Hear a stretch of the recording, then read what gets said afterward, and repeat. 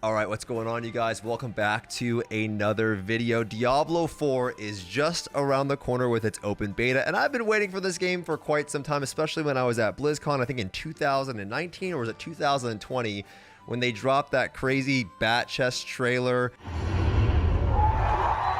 Then it was insane, and everyone in the crowd was kind of screaming and yelling because they just came off of the Diablo Immortal announcement. And a lot of people grew up with the Diablo 4 franchise, so I think Diablo 4 is certainly going to be Blizzard's biggest title this year, but it's probably going to be one of their biggest titles in recent memory. So there's a lot riding on this game and a lot of excitement, not only because it's Diablo, but on top of that, it's introducing a lot of MMO RPG elements within its endgame systems, which goes against some of the traditional ARPG elements that a lot of players actually enjoy. Now, with that being said, there are a lot of videos out there right now that are hyping up Diablo 4's endgame, which it does look pretty good. Diablo 4 is gearing up to be one of the greatest games of our lifetimes. But in reality, these systems are nothing new in terms of what you've seen before in other ARPGs and RPGs, specifically MMORPGs. So I'm going to be breaking down these systems rather quickly. I'll have links down below so you can go through all the information yourself if you want to dig a little bit deeper. But more importantly, is in this video, for those of you that do know about all of these endgame systems, I want to talk about kind of the gamble that Blizzard is really taking with Diablo 4. I'm not going to give you the gotcha, look, Diablo Immortal, right? I'm going to actually talk about something that I think a lot of people are looking past, and what I think may end up either really working out for D4 as a title, or again, might backfire for Blizzard if they don't capture a specific audience with this game. So with that being said, let's hop into the video. The first thing you're going to encounter is the world tier system. The world tier system is literally just a difficulty tier. You have two available at the start: world tier 1, world tier 2. World tier 1 being easy, world tier 2 probably being a bit more of a medium difficulty. And as you progress through the game, and once you reach level 50, you'll be able then to unlock world tier 3, 4, and 5. And in order to do that, after reaching level 50, you'll have to complete a various dungeon or specific dungeon within the game on the current hardest difficulty. And if you're able to do that, the mobs and the world become a little bit more difficult around you, but you'll then receive better loot. So that's the trade-off. You'll just want to progress as fast as you can, because some systems are also tied behind these difficulty tiers. Now, once you reach level 50, you will also encounter the Paragon board system, which is another one of those galaxy brain maps that you've seen in other ARPGs, where you make selections for various effects, resistances, stats, and even legendary powers. Now, this system begins at level 50, and you will earn 4 Paragon points per level up to level 100. And there's even going to be these other Paragon boards that can attach to the existing one that you have, and you can just turn them and rotate them to create different routes. It looks extremely confusing, but in reality, someone online will probably make a build for you that you will end up copying, because that's what most people do. However, I do see this system being something that could be great for people that like to theorycraft and create their own builds, and then will then post online, and then you will follow. Overall, it's an endgame progression system that will reward you as you level up and progress through the game. And I think it seems pretty cool in theory, but we'll have to see how it actually plays out, because there isn't a ton of information yet. Now, unlike other Diablo titles and other ARPG games, Diablo 4 will offer more open world content. It will be a little bit less linear than your traditional ARPG. The open world content, most of it outside of the gathering element and the world boss element, falls underneath the Renown system. And you are probably familiar with the word Renown if you played World of Warcraft in recent years. The Renown system is actually very similar to Lost Ark's zone completion system, and that's essentially what it is. When you go through a zone, there'll be different objectives, viewpoints, strongholds to complete. They make them seem like it's going to be this like exploration. You'll go into some dark cave and find something. But you guys know that shit's gonna be fucking, that's gonna be min-maxed to all hell. There'll be guides everywhere. You're gonna go around to Altars of Lilith. You're gonna go through these strongholds, go through these dungeons, stronghold giving you the most renown to progress to the zone. And by doing that, you will then earn either character-specific progression or account-wide progression like skill points, so that when you make a new character in the future, it will be a little bit easier.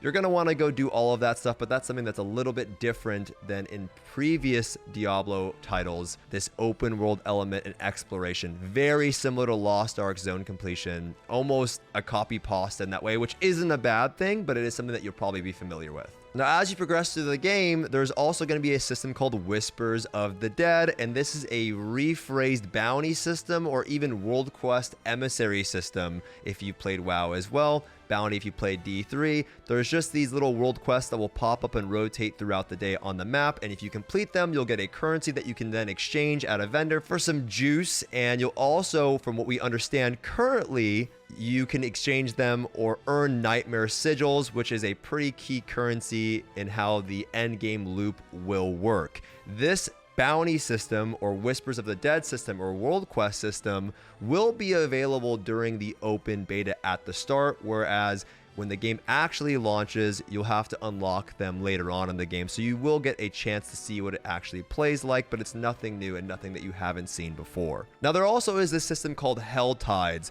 This will not be available to us on the beta like the Whispers of the Dead will or their World Quest system will.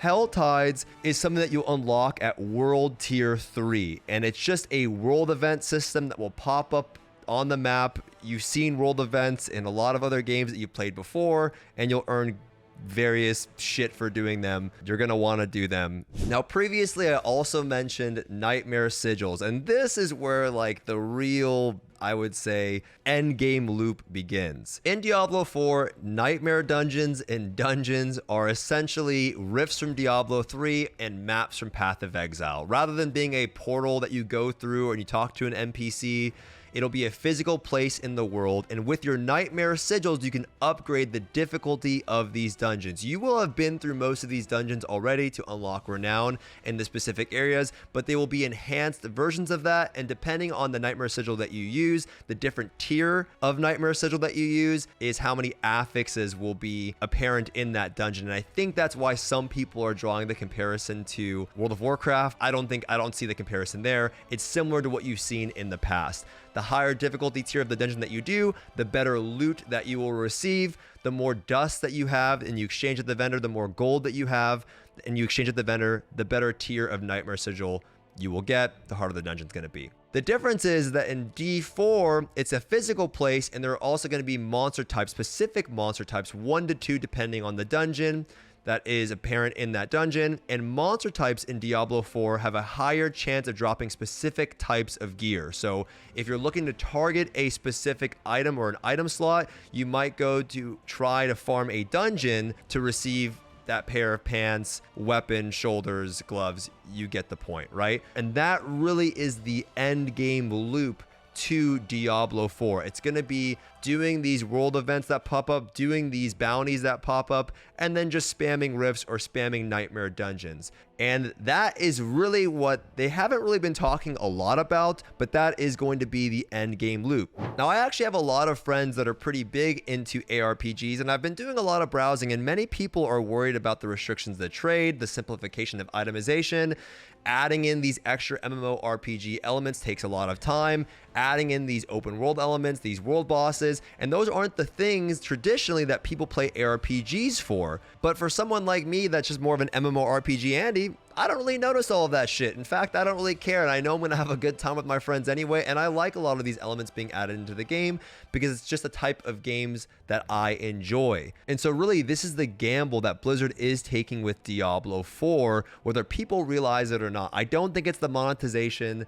I don't think it's Diablo Immortal. I think it's that they're trying to add in these extra elements while simplifying the game overall to be more accessible to a larger audience. Game companies do this quite a bit. They look at a genre that is in theory very fun, but they try to invite as many people as possible into them to take advantage of the genre as a whole. You see this with games like Dota and League of Legends in the past, and it's worked out great for Riot. They took something that was maybe a little bit too intimidating, they made it a bit more understandable to the average player, and then as the game progressed and you're left with that more core audience, which is just how games progress in general, you're left with that core audience, and then you start sprinkling in more systems, more complex elements into the game to satisfy your current and existing audience and keeping the game a bit more fresh. But there are examples of when you try to simplify a genre and make it more available to people where it actually backfires. And you can look at